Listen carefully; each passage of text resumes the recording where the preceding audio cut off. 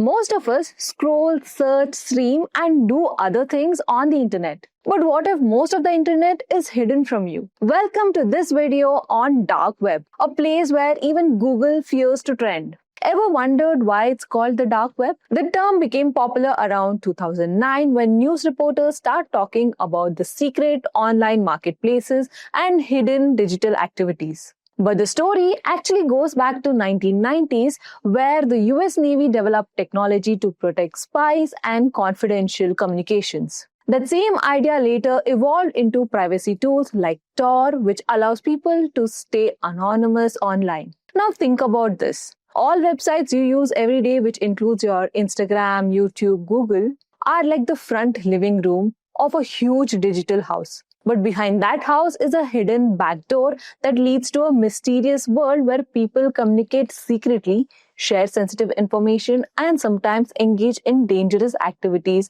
where even one wrong click can create serious consequences. And that place is called dark web. Movies and media usually portray it as a space filled with criminals, hackers, or illegal activities. But the reality is more complex. Simply exploring it does not automatically make someone a criminal. It is not the majority of the internet. In fact, it is only a small hidden portion. Many ordinary people use it for privacy, protection, and free communication.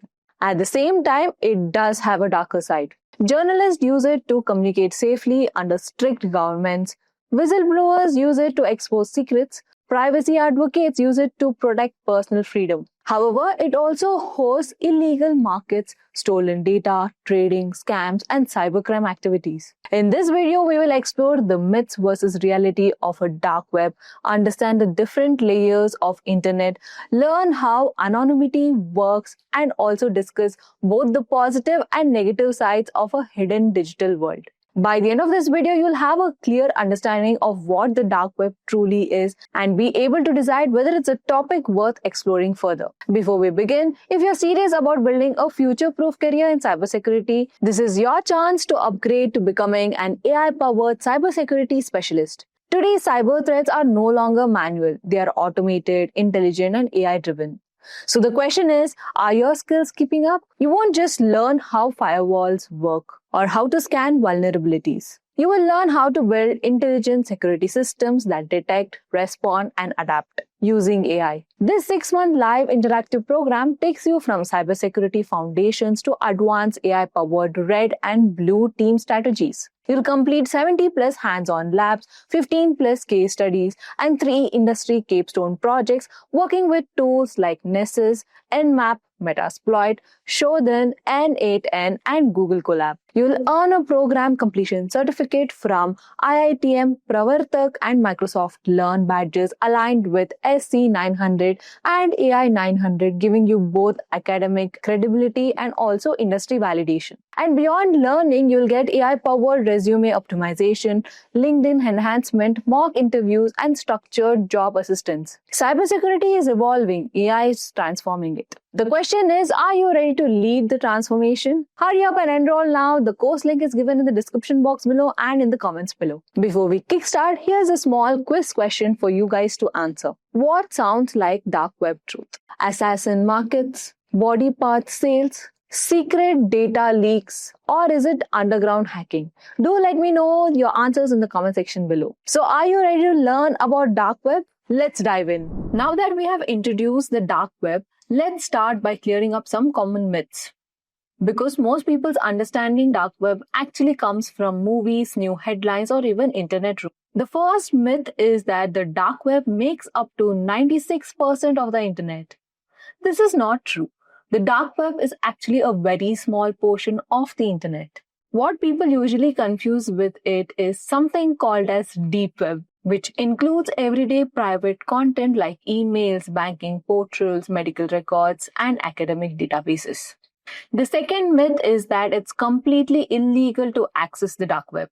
In reality, accessing privacy networks like Tor is legal in many countries. What becomes illegal is engaging in criminal activities while using those platforms, just like how using the internet itself is legal, but committing cybercrime is not. The third myth is that only hackers and criminals use the dark web. That's another exaggeration.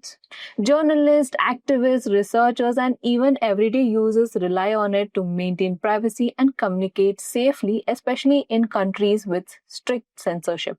And probably the most dramatic myth is that you can easily hire a hitman here. While this idea is popular in movies and online rumors, most of these so called services are scams designed to trick people and steal money. So, as you can see, the dark web is surrounded by fear and exaggeration. But understanding the truth helps us separate fiction from reality. Now that we have looked into some of the biggest myths, let's shift our focus to the actual reality of the dark web. First, despite what many people believe, the dark web makes up less than 1% of the entire internet, roughly around 60,000 active domains. That means it is only a tiny hidden portion of the web, not a massive underground world that it is often portrayed to be. Second is simple. Accessing the dark web is not illegal in most countries. Tools like Tor were originally designed to protect online privacy. However, just like with the regular internet, legality depends on how someone uses it. Accessing information for privacy or even research is generally legal, but participating in illegal activities is not. Third is the dark web actually used by many legitimate and ethical users, such as journalists use it to communicate securely with the sources, activists use to avoid surveillances in restricted regions, privacy advocates rely on it to protect personal identity and freedom of expression. At the same time, we cannot ignore the fact that both legal and illegal activities exist there. Alongside privacy-focused communication, there are also marketplaces for stolen data, scams, and cybercrime operations. This dual nature is what makes the dark web complex and often misunderstood. To truly understand the dark web, we first need to understand how the internet itself is structured. The internet is commonly explained using the example of an iceberg, where only a small part is visible water while much larger portion exists below the surface. Let's break this down into three main. The first layer is surface web. This is a part of internet we use every day. Websites like Google, YouTube, social media platforms, news websites, and blogs all belong to this layer. These sites are indexed by search engines and are easily accessible to anyone. Surprisingly, this visible portion makes up about only 4% of the entire internet. The second layer is the deep web. This is much larger than the surface web and makes up roughly around 96% of the internet. The deep web contains content that is not indexed by search engines. This includes things like email inboxes, online banking portals, medical records, academic databases, company internal systems, and subscription-based content. It is not dangerous or illegal, it is simply private or restricted information. The third and the smallest layer is the dark web. This exists within the deep web and represents less than 1% of the internet. The dark web consists of encrypted networks that require special tools like Tor to access. It is designed to provide anonymity and privacy, which is why it is used for both legitimate and illegal purposes. Now let's answer the important question. What actually makes the dark web dark? It's not dark because it's evil. It's called dark because it is hidden from regular search engines and requires special tools to access. First, it requires special software such as Tor, I2P, or Freenet. These tools are designed to protect users' identity by encrypting traffic and routing it through multiple servers across the world. Second is dark web websites uses .onion domains instead of normal extensions like .com or These .onion addresses are not accessible through standard browsers like Chrome or Safari. They can only be opened using specific privacy-focused browsers. Third is it provides strong anonymity, not just for users but also for website owners. This means both sites can hide their identities. While this protects privacy, it also makes tracing illegal activities more difficult. And finally, dark web content is not indexed by search engines. Google cannot crawl or list these websites, which is why they remain hidden from regular internet experience. So when we say dark, we don't mean evil. We mean unindexed, encrypted, and also anonymous. Now that we have understood what makes the dark web hidden, let's explore technical foundation that makes it possible. The dark web is not magic, it is built using advanced networking and encryption technologies. First, it operates using something called as overlay networks. This means dark web networks are built on top of the regular internet instead of replacing it. They use the same global infrastructure but add extra privacy layers that hide user identity and location. Second, there is encryption. Encryption works by converting data into coded information that only authorized users can read. In dark web networks, data is protected through multiple encryption layers, making it extremely difficult for outsiders to track or intercept communication. The third is one of the most important concepts is onion routings. This is the core technology behind privacy tools like Tor, just like layers of user data is wrapped in multiple layers of encryption. As the data travels through different servers across the world, each server removes one new layer. This makes tracing the original source extremely difficult. Finally, we have dark web networks often use distributed architecture, which means there is no single central server controlling the network. Instead, data is shared across multiple nodes globally. This design increases privacy and makes it harder to shut down or monitor the network completely. These technologies together create anonymity and privacy that define the dark web. Now let's understand how Tor actually protects anonymity by building what is called a circuit. When you use Tor, your internet traffic does not go directly into a website like normally it would. Instead, Tor sends your data through multiple relay points, which helps you hide your identity. Let's break this process into three main parts. First, we have the entry node, also called as the guard node. This is the first server your request connects to. The entry node can see your IP address, which means it knows who you are, but it does not know where are you going to be. It only passes your encrypted data to the next relay. Next comes in the middle node. This acts as an extra security layer. The middle node does not know your identity and does not know your final destination. It simply forwards the encrypted data between nodes, making tracking extremely difficult. Finally, the request reaches the exit node. This is where your request leaves the Tor network and connects to the destination website. The exit node can see the destination you are visiting, but it does not know your original IP address. This multi-step routing process is called onion routing because data is wrapped in multiple layers of encryption, just like layers of onion. Each node removes only one layer, ensuring that no single point can see the complete path of your communication. This is what makes Tor such a powerful privacy tool. It separates identity from destination.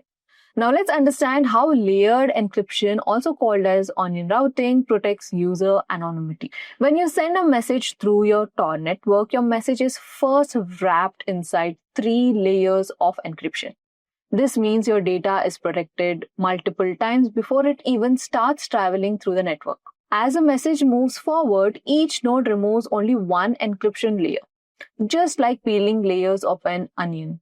This step-by-step removal is what makes tracking extremely difficult. The entry node removes the first layer of encryption.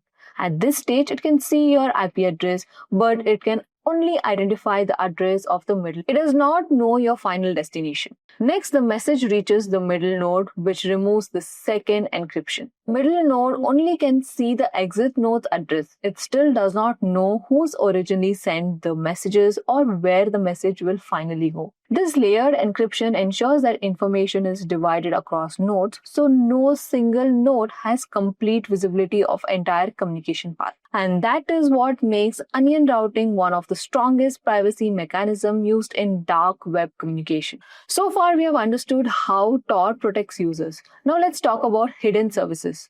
Unlike normal websites, these servers are also hidden inside the Tor network itself. That means the website is not sitting on a regular internet. It exists entirely within the encrypted Tor environment. Because of this setup, both the client and the server remains anonymous.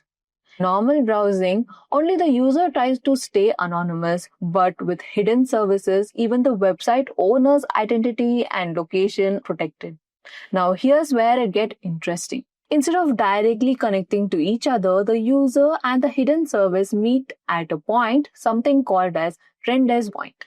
Think of it like a secure meeting point inside the network. The user connects the rendezvous point and the hidden services also connects to the same point without revealing their actual IP address to each other.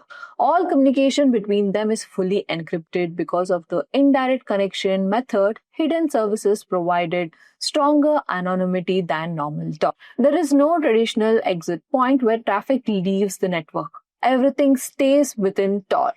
And that's why .onion sites are considered one of the most private forms of online communication. Now that we have understood the technical side of a dark web, let's talk about something many people don't realize. It has legitimate uses. First, we have whistleblowers. These are individuals who expose corruption, fraud, or even governments. The dark web provides a secure and anonymous channel for them to share sensitive information without risking their identity. Second is journalists. Investigative reporters often use secure communication platforms on the dark web to protect their sources. In countries with strict censorship or surveillance, this level of privacy can literally protect lives. The third is activists. In regions where freedom of speech is restricted, activists rely on anonymous networks to organize, communicate, and spread awareness without being tracked or silenced. And finally, privacy-focused communities and forums. Some users simply value digital privacy.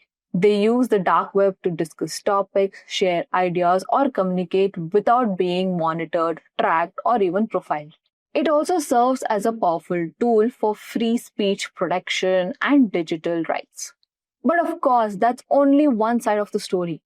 While dark web supports privacy and free communication, it's important to acknowledge its dangerous and illegal side as well.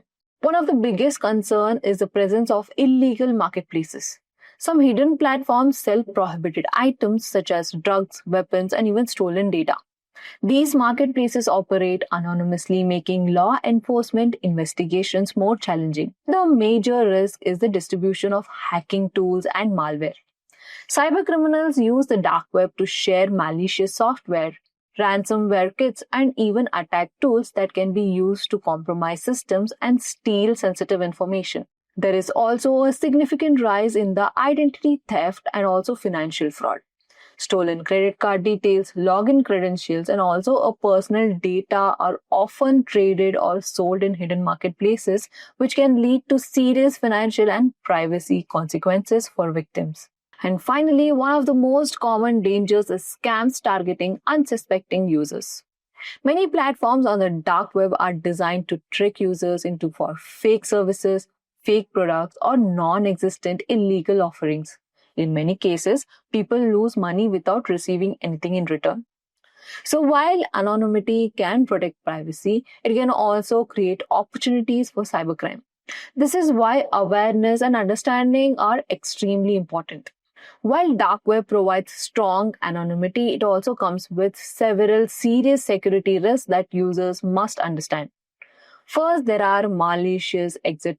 When your data leaves the Tor network through an exit node, it may become vulnerable if not properly encrypted. If attackers control these nodes, they can attempt to intercept sensitive information such as login credentials, messages, or even personal data. Next is something called traffic correlation. This is more advanced technique where attackers or authorities analyze patterns in internet traffic entering or leaving the Tor network. Even content is encrypted. Analyzing timing and data flow patterns can sometimes help trace user activity. Another major risk is malware. Some dark web websites may host infected files, harmful downloads, or even malicious scripts. If users download unsafe content, it can infect their system, steal personal information, or even their devices through ransomware. Finally, there is a risk of social engineering. Many cybercrimes exploit the anonymity of the dark web to create fake identities, fake services, or scam platforms. They trick users into sharing personal details, financial information, or making payments for services that do not actually exist. These risks highlight an important reality. While anonymity can protect users, it also creates opportunities for cyber threats. And that's why awareness and cautious behavior are essential when dealing with hidden online networks. So far, we have mostly talked about Tor because it is the most well known dark web network. But Tor is not the only darknet technology available. There are other privacy focused networks designed with slightly different goals and architectures. One example is I2P, which stands for Invisible Internet Project. I2P is designed mainly for secure internal communication within its own network. Instead of focusing on browsing regular websites anonymously, I2P is often used for private messaging, file sharing, and hosting hidden services inside its network. It uses layered encryption similar to Tor, but it's optimized for peer-to-peer communication. Another important darknet is Freenet. Freenet is built around the concept of decentralized data storage and censorship resistance. Instead of connecting users directly to websites, Freenet distributes encrypted data across multiple nodes. This makes it extremely difficult to remove or even censor information once it is shared within the networks. Both I2P and Freenet focus on heavily on privacy, but they approach anonymity differently compared to Tor. While Tor is widely used for anonymous browsing, these networks are often used to secure communications and information sharing. Understanding these alternative darknets helps us see the online anonymity is supported by multiple technologies, not just one network. As we step out of the shadows and wrap this deep dive, let's lock in the most important truths about the dark web. First is that the dark web is an anonymity tool. It is not evil by default. It was built on privacy-focused technology designed to protect identities and secure communications. Like any tool, its impact depends on how people use it. Second is onion routing powers privacy. Technologies like Tor route your data through multiple encrypted layers, making tracking extremely difficult. But remember, strong privacy doesn't mean you are invisible. Careless actions can still expose users. Third is it has two sides. The dark web supports journalists, whistleblowers, activists, and even citizens living under strict censorship. At the same time, it also hosts scams, stolen data markets, and also illegal trade. It's not black or white, it's complex. And finally, knowledge is protection. Understanding how dark web works helps you navigate digital spaces more intelligently, recognize risk, and protect your personal data in an increasingly connected world. Today, you didn't just learn myths, you will learn reality. The internet is bigger, deeper, and more layered than most people imagine. So stay curious, stay informed, and most importantly, stay safe. If you have enjoyed exploring the hidden layers of the internet, do hit the like button and subscribe to Simplilearn for more such content. There's always more to uncover in the world of technology. See you in the next dive. Until then, keep learning with Simplilearn.